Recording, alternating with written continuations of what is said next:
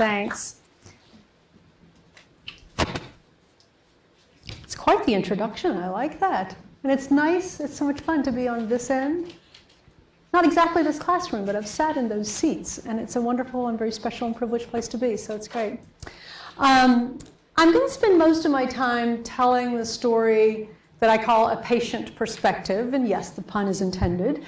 But I wanted to start with just kind of a preliminary thought that is one of the reasons that I'm very pleased to be here today. And that is that many of you are, you're here, you're getting your general purpose MBA, you're here hopefully doing, some deep dives into the healthcare professions that are going to be available to you out there. Is that me? Okay. Okay. That's you. Okay. I'm sorry. And so as you do that, it occurred to me with Meg's introduction a couple of days ago that one of the biggest things that you can learn while you're here from each other, from all the folks that come and talk to you and speak with you and coach you, is how to identify and close some of the gaps in what I would consider the country's most important supply chain. So you're going to learn about supply chains for cars if you haven't already and all that sort of stuff, right? But the healthcare system, really if you step back, it's a supply chain and there's all these pieces and they're not linear. And when they fit together, it's a beautiful thing, but they often don't. Even at a place like Duke, which is the best, they don't always fit together.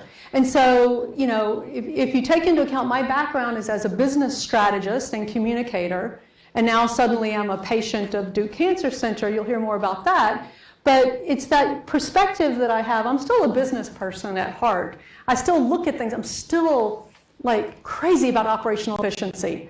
And how do we look at healthcare that way? And how can each of you look at your piece now and in the future of that healthcare supply chain with a little bit more of a native perspective, a little bit more of a patient's perspective?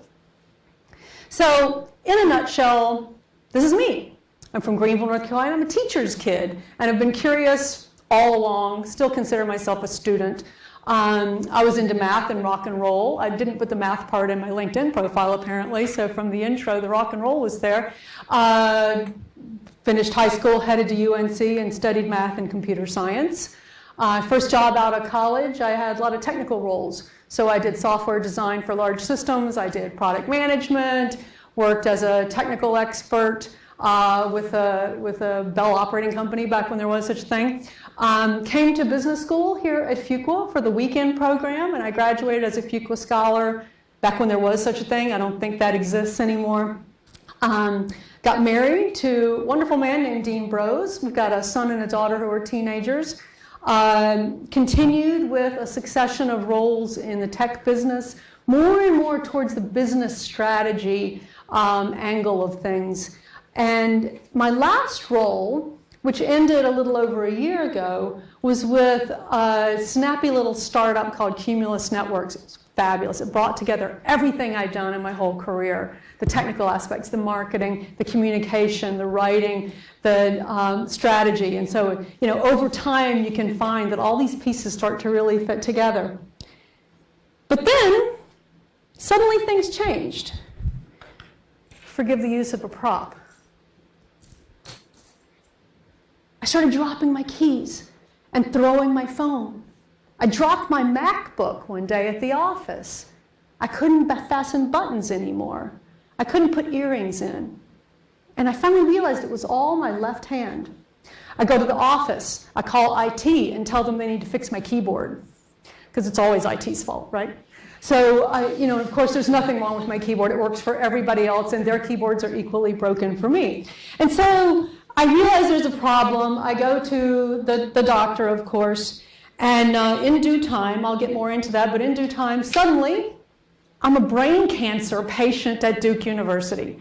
So I'm back at Duke, this time on the wrong side of campus, and no longer working, still the mom, but it's been a transformative journey. There's a fair number of silver linings in this cloud, although I don't wish this cloud on anyone. But anyway, so with one other point I want to make before I really get into the bulk of telling the story that I hope will be of interest to you, and that is if I had to choose one word to describe what it's been like going from being a business person to suddenly being a brain cancer patient, it's unpredictability. Of course there's unpredictability in business. It's everywhere. But it's nothing compared to this. My husband likened it to the Space Mountain Disney World roller coaster. Who's been on that? So I was going to go on it. I got lucky. My daughter chickened out, so I didn't have to go. The reason he said that this experience is like that is you're in the dark, and you have no idea what's going to happen next, and you can't get off. You're on this ride. So with that, I'd like to share with you our roller coaster ride as a photojournal.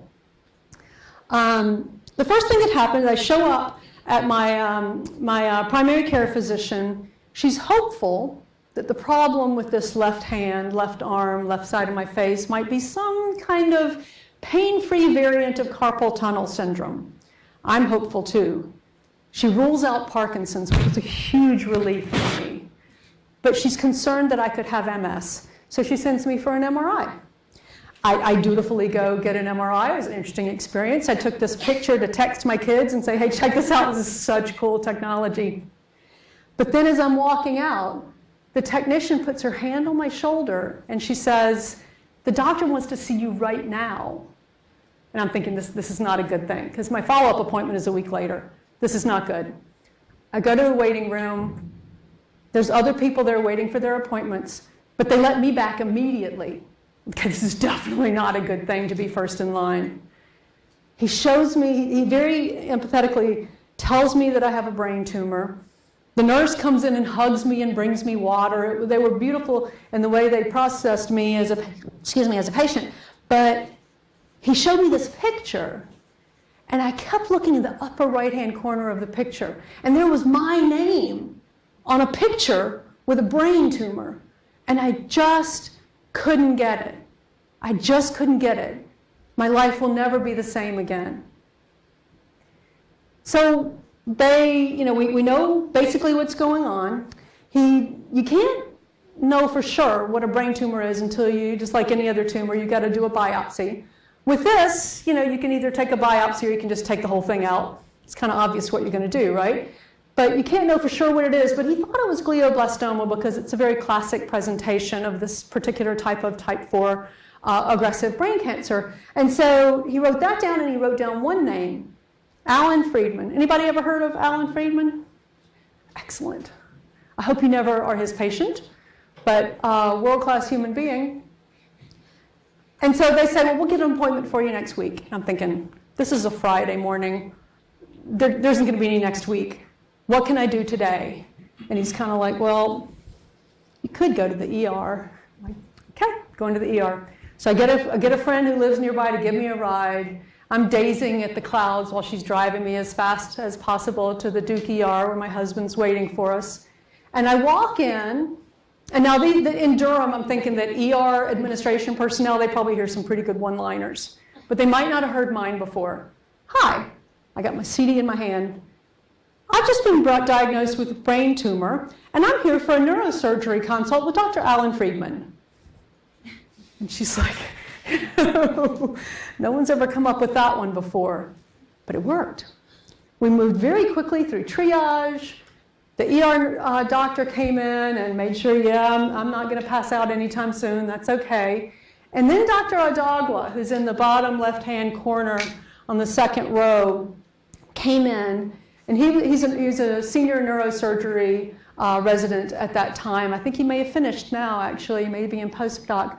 But he looked at the MRI pictures, and he's the first person who made me realize we're in the right place. This is a really bad situation.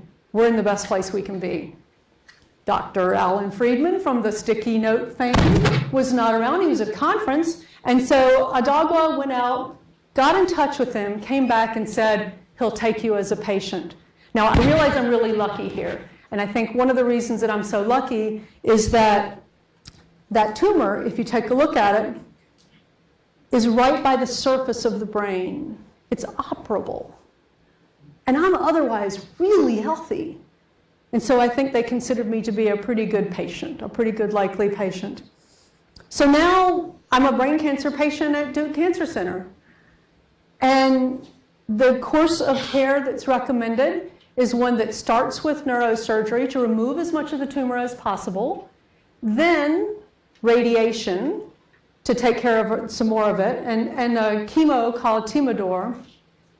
And I want to read you the part that's the long part here. It says, case request, operating room, craniotomy for brain tumor resection and cortical mapping, microsurgery, harvest tissue, ultrasound intraoperative, stereotactic computer-assisted procedure, cranial intradural, application cranial tongs, and caliper stereotactic. And he was talking about me. It's incredible. So the next decision, having decided that we're not going to go look for a second opinion, we're going to go with this. This is the best there is. We're going to go with this. The next decision is on a much more personal nature. My husband and I looking at the situation and saying, do we let our children go live their lives and do all the things they were going to go do starting that very next week? Or do we keep them home? It was a very, very easy decision. They're going to go live their lives.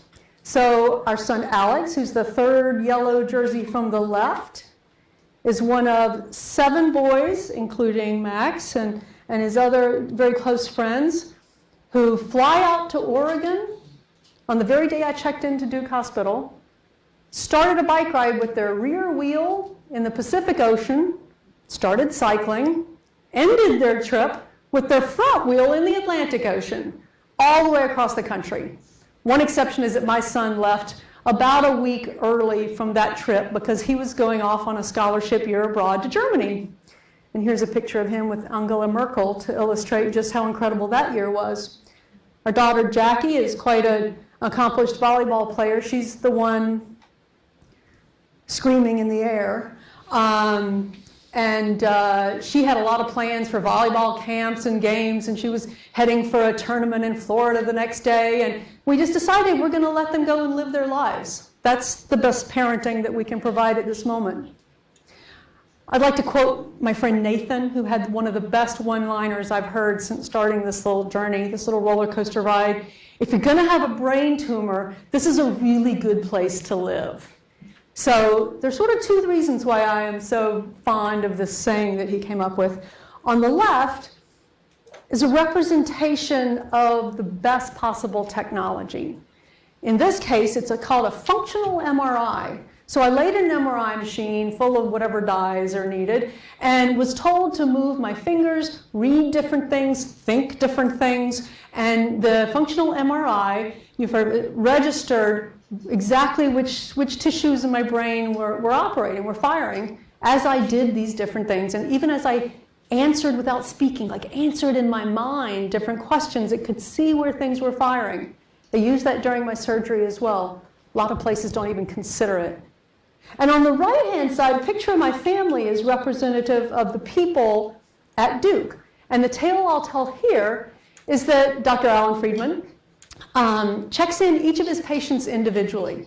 He checks in their family, actually, Sunday morning. He sits down across from my daughter, who's got to be, and she's 15 at that time, and it's got to be kind of a shocking thing to have happen, that your mom is suddenly, not able to do everything all the time. And he holds out his hand, and he says, "Consider that my hand is full of sand." And he goes onto the table right in front of her. And he lifts his hand and he says, "Most of the sand is in a pile right here. That's the brain tumor that we can see on the MRI. I'm going to take it out.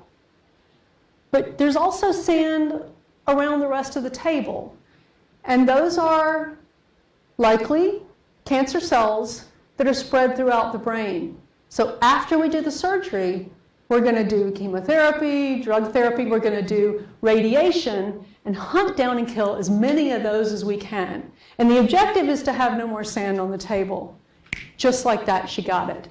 He took the time to check in every patient, every family, has his own little conference room, actually, behind the registration deck, behind the registration desk at Duke Hospital and is apparently the only doctor in the whole place that admits patients personally.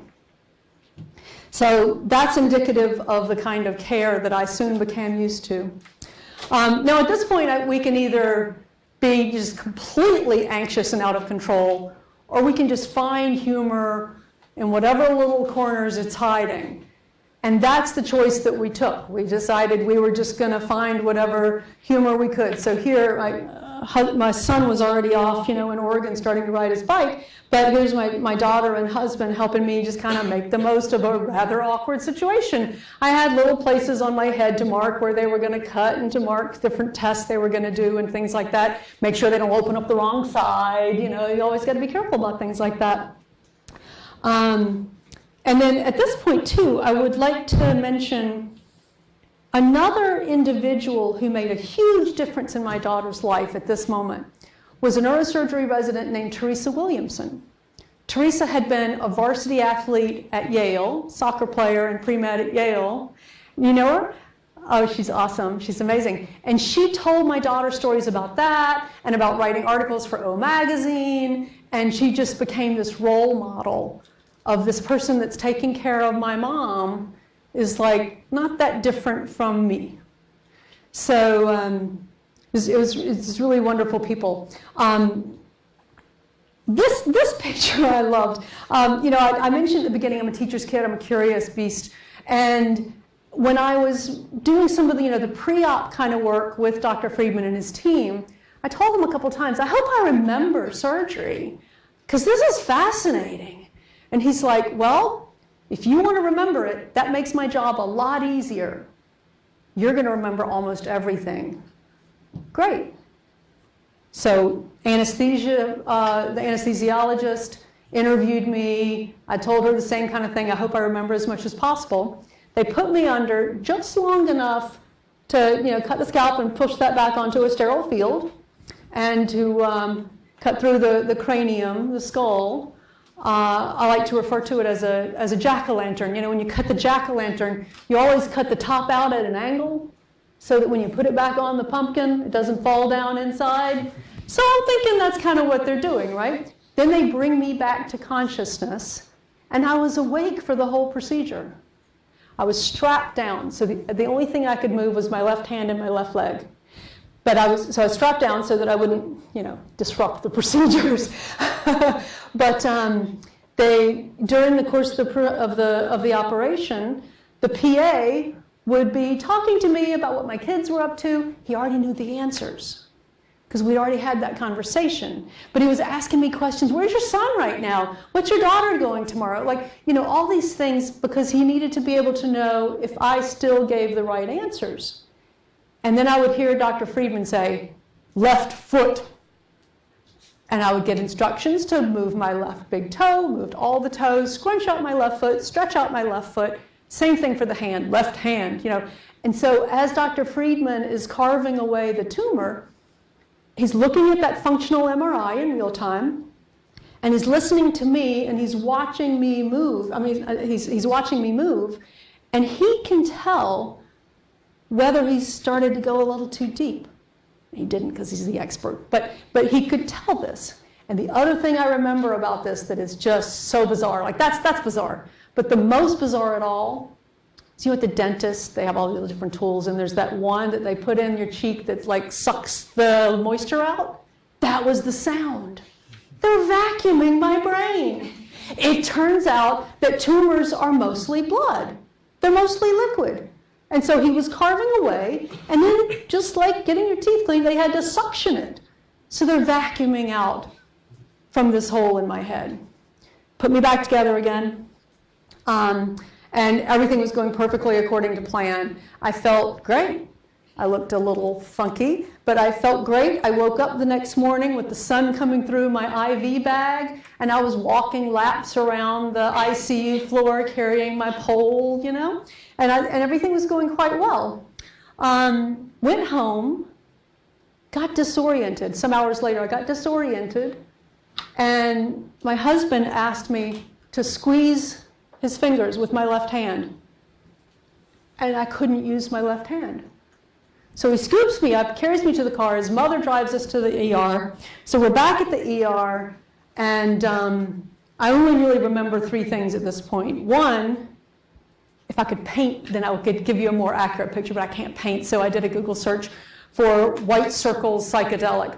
I remember being pushed on a gurney, looking up, and there were these light fixtures, I guess, white circles. It was not a tunnel with a light at the end, just know that. So, but these white circles, and they were forming into this odd image. My brain, what was still working, was playing some really pretty funky games on me. I remember that. I remember having a brief conversation where I just said to no one in particular, I don't know what's happening. And someone very kindly responded, that's okay.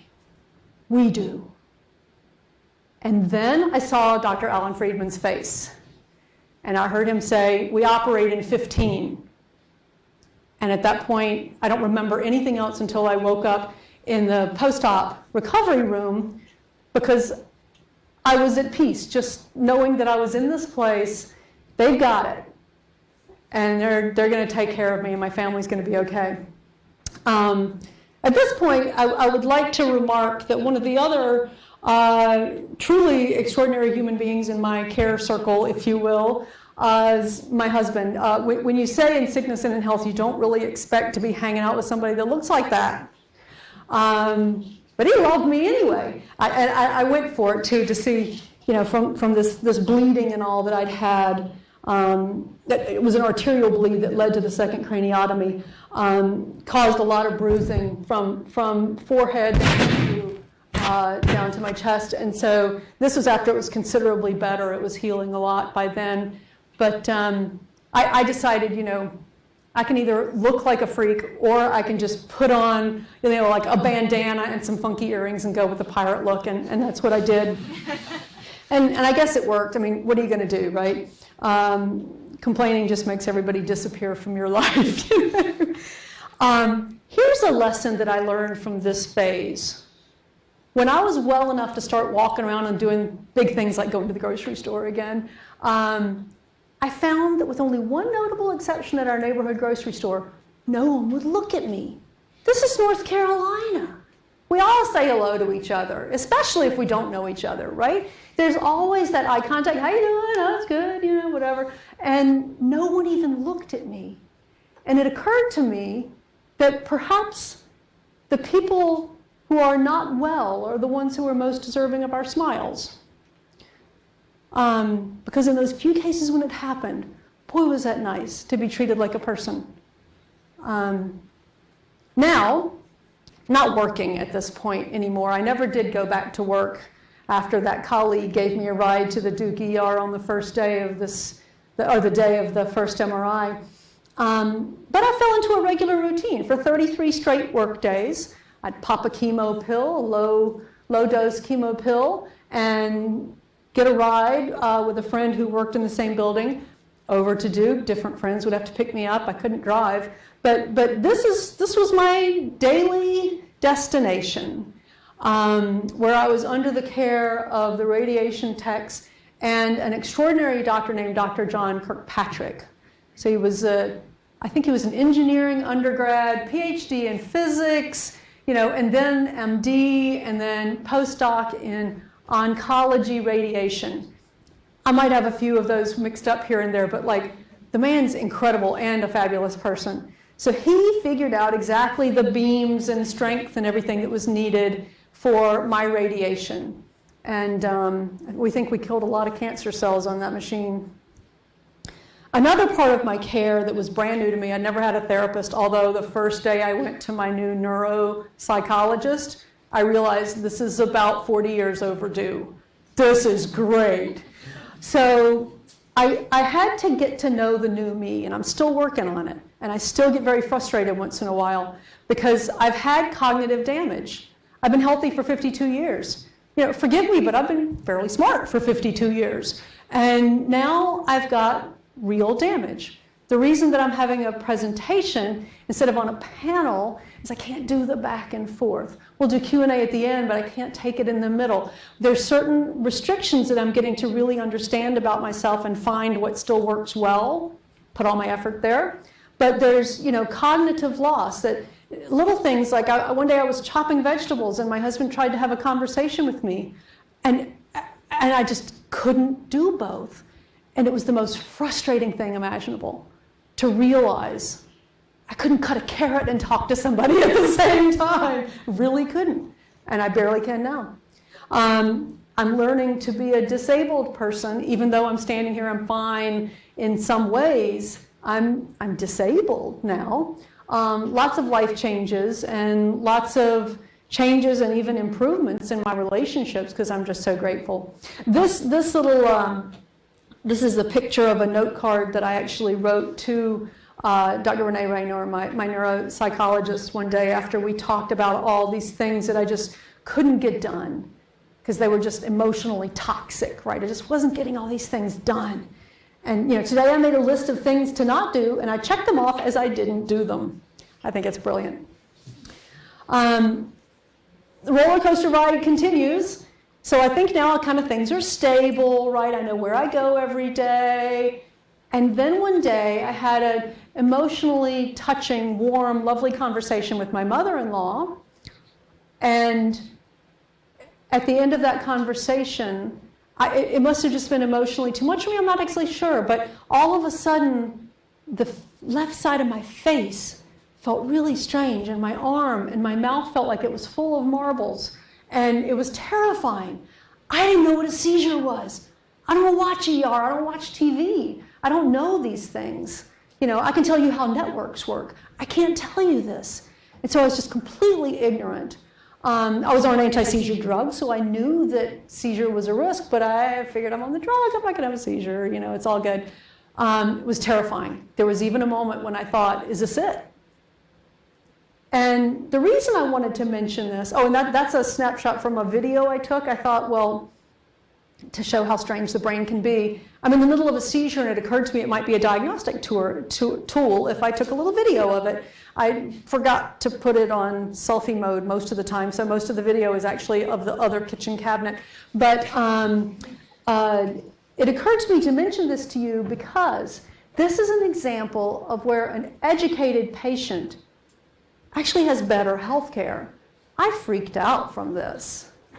And I didn't need to, because had I understood that what I was having was a minor seizure and it would be over in approximately 20 seconds, which it was, it wouldn't have been nearly as bad. So that's just the reason I wanted to mention this as an example. The next turn, that's got to be me. The next turn in the roller coaster ride was next MRI, second tumor shows up. This one's in the frontal lobe. This one explains why I was having trouble getting out of bed in the morning. As unlikely as that sounds, the tumor had done some damage in my frontal lobe that affected my initiative. So now I have the best excuse of all of us for caffeine addiction. They're like, you can use Ritalin, or you can just get really good with caffeine. And I'm like, I'm in on the caffeine. I now have an espresso maker. It's great. And so, but it's a very different situation to have one brain tumor site versus a second. Now you have recurrent or a multi-site brain tumor. So not good. But it was small, and we caught it early. And so instead of cutting into my frontal lobe, which can be pretty dangerous and can change your personality, and not in the ways that you might want, we went for something called radiostatic surgery, which is very high-powered, very precisely placed radiation beams to basically break up tissue. So again, Dr. Kirkpatrick, with his engineering and physics and oncology and radiation experience and being one of the experts with that machine I showed you earlier, he figured out the mapping that was needed to knock out this tumor. And that's what we did.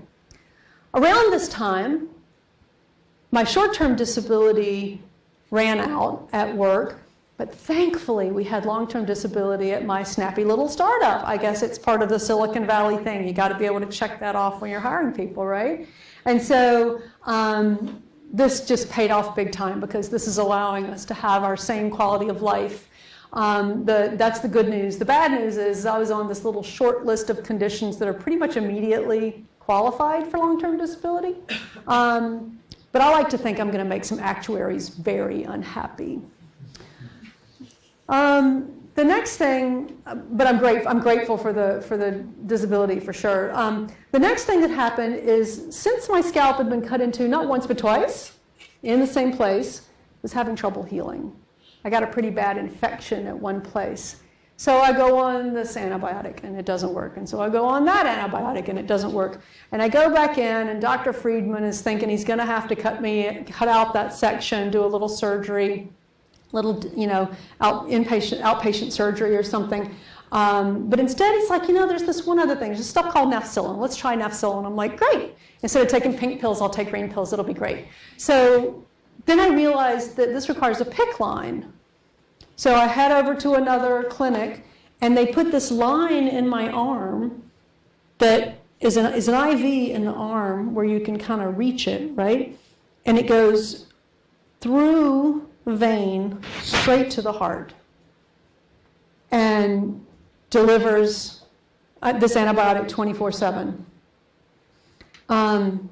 And that was all fine until on the third day, I was laying on the couch like I did a lot those days, and my pump starts screaming. It's got this alarm, and it's going off, and I have no idea what's going on. So I call the helpline, and they say there must be air in the line. And so I look, and I'm like, yeah, there's an air bubble in the line. They said, is it big? I'm like, what is big? How many millimeters? Like what? And they had no idea. Like they had no idea. They couldn't answer the question, am I having a crisis? Am I not having a crisis? So I call an ER doc friend who lives just a block away, and he comes over and he clears it out, and he teaches me what to look for, what to not worry about. But this is another example where the pieces between the home health service, home nurse service, and in this case the neurosurgeon or the clinic, the pieces didn't connect. I thought I had a health crisis, but I didn't. Education would have been good. Change of the year, early January 2016, it's time for my next dose of chemo. I pass my blood test like I always do, pass my neurological test like I always do, and the doctor orders my chemo for next day delivery as always, except that the specialty pharmacy said that they no longer had a contract with my insurance company, and my insurance company only lets me get the drug from that specialty pharmacy company. IT messed up, but don't worry, it's going to be working again by the 18th. 3-week delay in chemo. This is a specialty pharmacy company. Those drugs are keeping people alive. This isn't Advil. This isn't the CVS. And so, my husband and I spent, you got a lawyer and a business person, we spent 5 or 6 hours on the phone that day with all the different parties involved, and the negotiated settlement is that we would pay $4,400 for my 5-day dose, and they'd reimburse it later and do the normal paperwork after January 18th. All of that crisis of thinking that I wasn't going to be able to take my chemo. My family's depending on me. This isn't just me thinking about me, right? This is and so that crisis was so avoidable had the pieces tied together better, had anyone stopped and thought about the patient experience. After all that, darn medicine wasn't working. So here comes a third tumor. This time it's in my right temporal lobe. And this one puts me in a different category of patients because the cancer by that time had started to shrink. The tumors had started to shrink. And now there's a new tumor. So now I'm in this recurrent, different category, which ta-da, makes me eligible for a clinical trial. Not something you really want to be eligible for in that particular set of circumstances. So as is always the case at the Duke Clinic, we had choices. You could do this, you could do that. They fully explained the choices. We chose the clinical trial because chemically, my tumor sample was an excellent fit for this particular drug and how it operates. So great, we'll do the clinical trial. There's normal paperwork that you would expect as part of a clinical trial, but there was this psychological study that I had to do as well, and I was going to have to do it every 6 weeks. And there were several questions that just baffled me. But I put one of them here to mention, and that is, I had to answer how I feel about myself. And the answers range from okay to I can't take it anymore. At this point in time, I was feeling great about myself. I was a fighter. I'm going to nail this thing. I'm going to keep going. I'm showing what strength looks like. I'm learning so much about myself. I felt really good about myself, and I couldn't say it. I had to choose the least inaccurate response and keep going. It's a silly thing, but it's something to think about from a patient perspective. You're giving me 4 choices of how bad I feel. You know? Anyway, I just thought it was interesting to note. And then a few days after that, I had an email from Duke-Fuqua, great system, and it told me about my pulmonary test appointment. I'm like, oh no, what is it about my test results that make it look like I have a lung issue? I don't know anything about this. Well, it turns out maybe they mentioned it to me after showing me a picture of a 3rd tumor. I don't know. I didn't know this was a baseline test because my new chemo can have long-term effects on the lungs. And so they want to see how your lungs are operating now. So if you have problems later, they can compare. It makes perfect sense once you understand. So I go. I blew the test out of the water, forgive the pun. And the tech had a blast with me because she wasn't used to healthy patients. We giggled through this whole thing. And it was educational and it was even fun. But it started with a trauma that was completely avoidable. Had education been there. Duke-Fuqua's great, but it doesn't give any room for why we're giving you this pulmonary test appointment, right? So again, even within one of the best medical institutions in the world, sometimes it can be really hard to tie the pieces together in a way that's in the patient's best interest. Around the same time, and all along, my neuro-oncologist, Dr. Dina Randazzo, was very clear with me. She said, when you feel well enough and timed around your chemo treatments and when you got to be at Duke and get MRIs and all that, travel. Do the things you want to do. Live your life. So we did. Visited my son in Germany while he needed to be in Berlin. My brothers took all of our families to the Grand Canyon. Just about a month ago, the 4 of us went to Barcelona and a coastal town in Spain. And I had to make some adjustments. I had all these side effects, like inability to be in the sun for very long. I actually had something called hypohidrosis. So I don't know if you've ever seen any of those internet ads for hyperhidrosis where the people are sweating profusely, but you can cure it. Hypohidrosis is the inability to sweat. My AC was broken, right? I couldn't even go outside because as soon as I went outside, I got heat exhaustion, and I drank so much water and probably enough sangria too while in Spain. But it was just this thing I didn't have any idea could happen, and so it was always this roller coaster road and roller coaster ride and all these different things that can happen. But the doctor was so right. That, live, go do the things you want to do, time it carefully. I buy trip insurance now, but only for myself, not for the kids indeed. But anyway, so that was really lovely advice. So on the clinical trial, 8 weeks into that, it's time for the first MRI. So I go to the first MRI and I get the readout, and this is what that spot looks like at that point. Not okay. It's time for another plan. Now, what we couldn't tell is that tumor growth, is it inflammation? Don't know. So you have to know that even if it is just inflammation, they told me unless there's a rapid change in this, you should expect that you're going to be dropping keys again. You're going to be having neurological problems. You're going to have even more short-term memory problems. You're not going to be able to have conversations anymore. Like they told me to watch for that they were expecting me to fall into that temporarily again while we took care of this inflammation. So new plan. This time, and we're all hoping 3rd time's a charm here. This is my 3rd type of chemo. 2-part attack. One is this wonder drug called Avastin, which is proven in a lot of different types of cancer. Anybody familiar with Avastin? Anybody heard of it?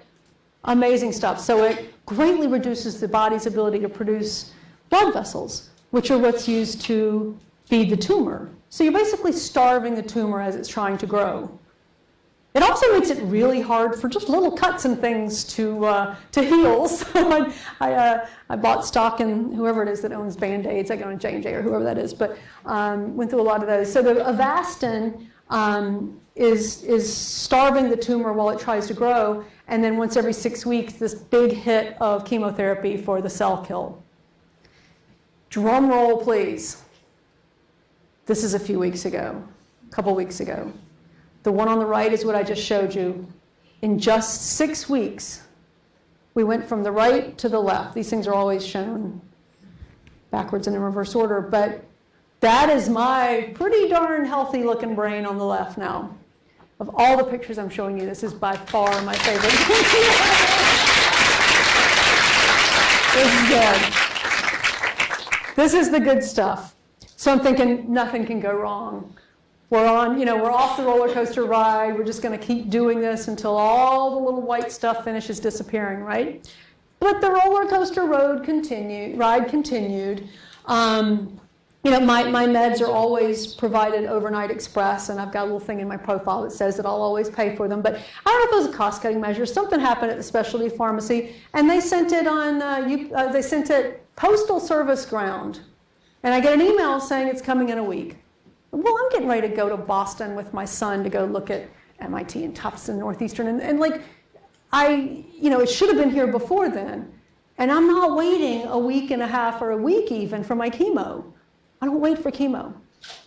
So what do I do? So I went to the post office and actually talked to the postmaster, and he not only tracked the package, but he also knew when his trucks run, and he figured out the earliest that he could get it to me, and it was too late. So I called the insurance company. They're like, yeah, we'll pay for another dose. It's no problem. I think they just wanted to get me off the phone because they didn't pay for it. The generic, which I had planned to buy, which I'd always use the generic of this, had become a brand. The former brand was no longer manufactured, and the generic had been approved as a brand. Now, I might not have this right because I heard different stories that whole day on the phone with people. But now I am choosing the brand instead of a generic. There is no generic. $400 for one dose. And it took about 5 hours at the Duke Cancer Center between the clinic and the pharmacy and on the phone and everything to get that. And I stop and I think, I left there with the dose in hand. I left there victorious, right? I felt terrible. What about all the people that don't have the negotiating skills or the wallet of a Fuqua MBA to go and attack this problem?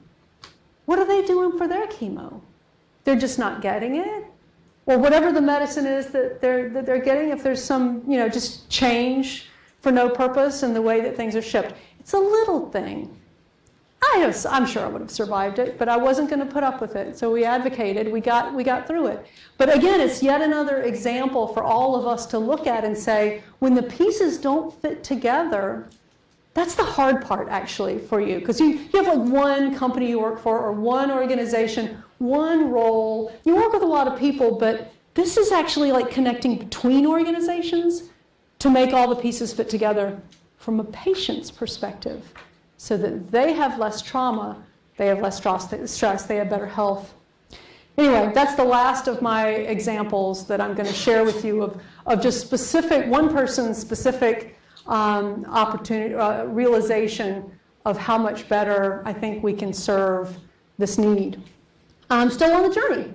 I get exemplary medical attention from Duke across all the disciplines. Everything that goes wrong, there is always a next step or multiple choices. That's where that at Duke there is hope comes from. But that's really important. And then I feel like I'm cared for in every sense of the word. My first name is Nora. I've always gone by Beth. Everybody in those clinics calls me Beth instead of Nora, even though the paperwork, they know me, they really care. And it's a personal touch which probably doesn't affect any of those nasty cells, but it affects my experience as I fight to keep my family intact. have excellent health insurance coverage. There have been some glitches. You had to suffer through a couple of them just now. But it's excellent health care insurance, long-term disability benefits, family, friends, and community. You would not believe how well we ate last summer with different friends bringing dinner every night. It was something to behold. It's fabulous. And now I'm strong enough to start giving back. And that starts actually with this here today, which is the first time I've had the opportunity to do anything like this now that I'm well enough. And yet I reflect on this and I think, this is a patient at Duke, a well-educated patient at Duke University Medical Center, Cancer Center, one of the best brain tumor clinics on the planet. And, you know, how can we extend that to others? At Duke, there is hope. That HOPE actually stands for something. It's hold only positive expectations. And it's a really brilliant way of looking at your own healthcare or looking at someone else's healthcare. The picture here is Vice President Joe Biden speaking with Dr. Matthias Grohmeyer.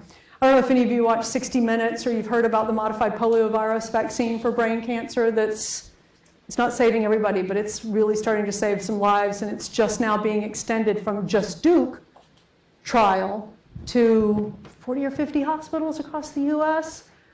I'm expecting that soon it'll probably be extended to pediatrics. It's an example of a breakthrough in cancer care that may affect other types of cancer as well. And another way that I find hope for this experience is not just the people that I know personally. I've never met Dr. Bigner. I'll meet him soon, actually. But I want to read to you, he said, something that he wrote on a note that's on the wall of the Brain Tumor Center just over there. My name is Daryl Bigner. I lead the research program of the Brain Tumor Center. I chose this work because current treatment and prevention of brain tumors is inadequate. Hope to me means that there are better ways to treat and ultimately prevent brain tumors. Many of those discoveries will be made at Duke. As a patient, doesn't get any better than hearing something like that, right? So one of the mechanisms that all these great folks have for keeping these innovations going, you know, in business we have the startup. My last company I worked for was a startup. We would have gotten bought or gotten big or died or something, you know, like whatever, right? But it's a startup. One of the mechanisms that they have at Duke to enable or fuel these research projects of innovative new treatments is an organization called Angels Among Us.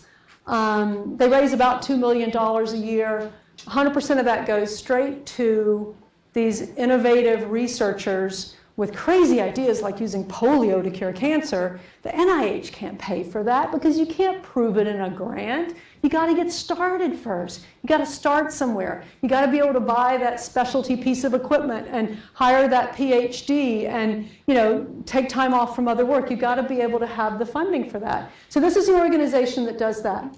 When I first came in touch with this organization, which was last spring, the name Angels Among Us didn't really make sense for me. There's a song, I don't know the song, I didn't get it, right? I didn't know if the angels were the doctors who cured me, you know, because that's what they do for a living. It's pretty angelic. Or if they're the survivors, that's me in the yellow shirt. We get special shirts, you know, because maybe there's some reason we're still here. And then I was told no and no. Those are not the angels. The angels are the people that actually support this effort. And so what you see at the bottom is a few of the 4,000 or so people that participated in a run-walk activity last April. They're all contributors to this. So you know what's next. This is the pitch. If you're interested, if you found this inspiring, if you found that this might be a nice part of your Duke experience, then I'd encourage you to choose one of these things that you might want to do to be a part of the work that these brilliant, kind souls are doing. One, and I've got little flyers down here for anybody who's interested, One is Dr. Matthias Grohmeyer, the man who I showed you a picture with Biden, and the man who invented the modified poliovirus vaccine, and no doubt has some new stuff up his sleeve as well. He's going to be speaking at a dinner event that I'm hosting at a restaurant in Carborough at the end of September. There's going to be a silent auction, so if you're like, while you're in school, you can't really afford the best vacations. We've got Caribbean vacations, mountain house, beach vacations. We got all kinds of stuff. Best price you're going to find anywhere. Check it out. The second is, if you're a runner or you just like these big events, then feel free to sign up. You can join my team, or you can make a team or something for the next event, which is April 29th. And then, of course, if you're interested but really busy, you got a lot of other things you're doing, and you're interested in donating, I've included the instructions here for that. I want to end with a return to this roller coaster concept. So what my husband and I expected when you never expect to get a brain tumor, but what we expected when we first started getting into this, and here's the course of care, and here's what's going to happen, it felt like there was a certain expectation, like here's the road we're on. It might waver a little bit. We never would have expected this roller coaster with the sharp turns in the dark. But I think there's an opportunity, again, kind of returning to my comment at the very beginning, I think there's an opportunity as you take an interdisciplinary approach to your education and your interest in the healthcare industry, or what I call the healthcare supply chain, and you choose which piece of that you're going to be in. I think there's a real opportunity during your time here to understand some of those interconnection points, understand how some of those can be closed for the benefit of the patient experience, so that it's still going to be a roller coaster, because Mother Nature's making a lot of that. But a lot of it can be a little bit more smooth ride. So with that, I'll leave you with the challenge to see what you think you can do to help improve the patient experience, not just in a place like Duke and other great medical centers, but across the U.S. and around the world. Those are my prepared remarks. I appreciate your attention, and I think now we can move into Q&A. I just have to mention up front, in case you haven't noticed, I'm kind of linear. I don't jump around like I used to. So during Q&A, I welcome Q&A. I usually do it during a presentation, but what I would just ask is just kind of one at a time and help me kind of stay on topic a little bit. But I really welcome the interaction. So we have time for Q&A? We do have Good. for Q&A. So, Anybody? Then we'll wrap up. Okay. So a couple of questions. We have time for a couple of questions. First of all. Yes. How did you, and I'm sure it wasn't always like this, but was there some kind of source of positivity that you always kind of went back to? So I'm sure, there's ups and downs without a doubt, but was there something that you would always kind of go back to as kind of your source that let you kind of get back on track? I've contemplated that a lot. And should I ever get around to writing a memoir, which I'd like to do about this experience, there'll be three pieces to it. And I promise I'll get back to your question. One is this kind of thing, like what happened and what it was like. The other is the dark side, which I don't share often. A lot of it is just my own contemplations, and I have a password protected app where I take notes so I can say whatever I want to.